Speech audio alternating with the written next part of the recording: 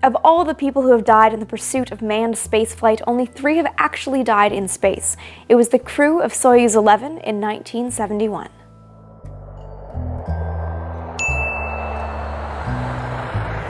Technically speaking, space starts at the von Karman line. This is an imaginary line 100 kilometers or 62 miles above the planet. Yes, it's sort of arbitrary, but it has to start somewhere, right? Not only is this kind of a nice round number, it's also a point where most of the atmosphere is beneath you. So when we're talking about space and human survival in space, anything above the von Karman line, you're exposed to the vacuum of space. And that is the threshold that matters when we're talking about Soyuz 11. But let's go back to the history of the mission first. On April 19, 1971, the Soviet Union launched history's first space station, Salyut 1. This was going to be the Soviets' main artery into space. Not only was the space station going to be an on-orbit hub for technology experiments and human experiments, much like the ISS is today, it was also the first step towards a space station that could be used to launch deep space missions to other planets. Just days later, on April 22nd, the first crew launched to rendezvous and dock and actually board the space station. The crew of Soyuz 10 was supposed to spend 30 days in space, but there was a problem with the docking mechanism on the spacecraft. The crew was able to dock with the Salyut, but they couldn't actually open the hatch to board the station. The mission unfortunately failed and the crew was brought home early. Soviet mission planners were unwilling to just let Salyut lie up there in orbit with no one going up there for the rest of the year, and so scheduled 2 more missions to go to the station at least within 1971. Up next was Soyuz 11.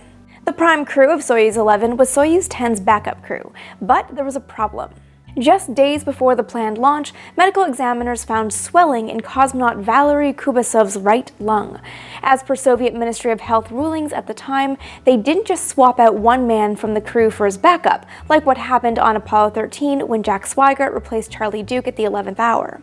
Instead, they swapped out the whole crew.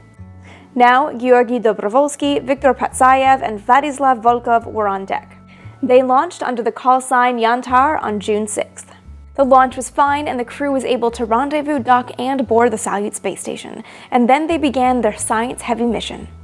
They ran cardiovascular experiments, did tests of visual acuity, and measured exposure to radiation. They ran experiments on tadpoles, algae, and even cared for small plants in a greenhouse built into the station. They also did observations, mainly telescope observations of the Earth and other celestial bodies. In total, the crew ran more than 140 experiments, but the mission wasn't without its challenges. Not only were there technical glitches, the crew was tired after their grueling schedule, and there were some near emergencies. Namely, one day a strong smell of smoke permeated through the main cabin, and the crew didn't exactly react perfectly. There was discord among the men, and so Soviet mission planners decided to bring them home early. They would spend 24 days in orbit, not 30. On June 29th, the cosmonauts left the station and boarded their Soyuz. They said goodbye to the ground as they did their 7-minute re-entry burn and began their fall through the atmosphere. Now, the Soyuz is a modular spacecraft, and it's only the descent module that actually returns to Earth. The descent module has to separate from the instrument module early in the re-entry phase. And all of this is automated. The descent stage separated cleanly, the parachutes deployed on time, and it landed smoothly and safely on the ground. The problem was, controllers in mission control couldn't re-establish communication with the spacecraft. But still everything looked fine. Recovery crews in a helicopter near the landing site saw the parachutes, saw the landing, and saw that everything looked perfect. They landed their helicopter and went to go recover the crew, excitedly welcoming them to Earth. When recovery crews reached Soyuz 11, even though everything looked great from the outside, when they opened the hatch, they found all 3 men unresponsive. They all had blue patches on their faces and were dripping blood from their noses and ears. Of the 3 men, Dobrovolsky was still warm, and they were able to actually take his body out of the spacecraft and attempt to give him CPR, an artificial respiration, to get him breathing again. But it was to no avail. All 3 men were killed. And the question was why?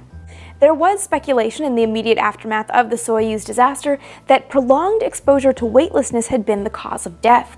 There was still some question of whether the human body could actually be in space for a prolonged amount of time. Some biomedical results of the Gemini program saw that astronauts' heart rates slowed down the longer they were in orbit, so there was some question whether the cosmonauts' hearts had just stopped because they'd been in space for so long. But this is ultimately not the case. All 3 men were found wearing flight suits, not spacesuits, and still strapped into their couches, exactly as was procedure for descent in a Soyuz. It looked like nothing had been wrong until something suddenly went wrong, which would be the case with decompression. On July 12th, the Soviet Special State Commission investigating the accident released a report confirming that decompression had been the culprit. Reports from the spacecraft suggested that the likeliest culprit was 2 valves at the top of the spacecraft, both controlled by the same circuit, were accidentally opened. The body's position suggested that Dobrovsky and Patsayev had tried to unstrap themselves to shut the valves but couldn't act fast enough. Biomedical data supported this. All 3 cosmonauts' heart rates spiked moments after separation when they first became aware of the leak. In less than a minute, all 3 showed dangerously low heart rates, indicating a lack of oxygen. And in another minute, all 3 had lost their heartbeats altogether. The official investigation report and the autopsy results are not publicly known, but from what we know about bodies and how they work in space and explosive decompression, we can figure out just how bad this was a way to die. All 3 men would have experienced pain in their heads and abdomens. Their eardrums would have burst, and then they would have bled from their noses and their ears. And this is exactly how the crew was found, supporting that it was in fact decompression that killed the crew of Soyuz 11. But like every major accident in spaceflight or dealing with any big technology, there's a legacy of safety that comes from every disaster. There were changes made to the valves in the Soyuz descent module to make them safer, and it's now a mission rule that cosmonauts must wear their flight suits, their proper spacesuits rather, during descent as an added protection against decompression. And not a single cosmonaut or astronaut has lost their lives to decompression since 1971.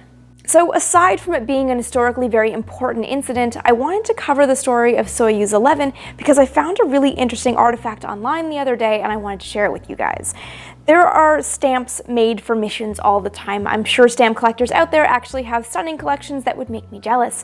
I'm just beginning mine, and I found these very odd stamps from Equatorial Guinea celebrating and commemorating the crew of Soyuz 11. So first we have a stamp of Soyuz 11 docked with the Salyut 1 space station in orbit, when everything looks good. There's also a stamp depicting the launch of Soyuz 11. You can see the R-7 rocket in the background that's launching the flight. This stamp is showing the crew of Soyuz 11 healthy and happy in orbit on board their mission. This stamp is showing the Soyuz 11 re-entry, with the heat shield glowing, showing more or less that it is a nominal re-entry, to use the preferred spacecraft vernacular. And then this is the stamp that I found researching this mission that caught my eye, that made me actually go hunt down this stamp set and buy it because it's so bizarre to me that this exists. This is the crew of Soyuz 11 as they appeared in the spacecraft after landing. You can see the 3 cosmonauts lying in their couches, with a member of the recovery crew looking into the spacecraft. It is one of the strangest depictions of fallen heroes on a stamp that I have ever seen. And I also find it interesting that Equatorial Guinea, of all places, chose to put this image on a stamp to commemorate the mission. But as you guys know, I have a definite soft spot for especially the weirdest little relics of the early space age, so of course I had to add this little stamp set to my collection. If you guys have other questions about Soyuz 11, the Salyut space station, disasters in space, or Soviet space missions specifically, leave me those questions as well as anything you would like to see covered in future episodes down in the comments below. And let me know too if you guys would like to see a little bit more about the early Soviet and American space stations, the ones that preceded the ISS that we know and love today. Be sure to follow me on Twitter and on Instagram for daily Vintage Space content, and if you like this video and want weekly Vintage Space videos, be sure to give this one a like and subscribe so you never miss an episode.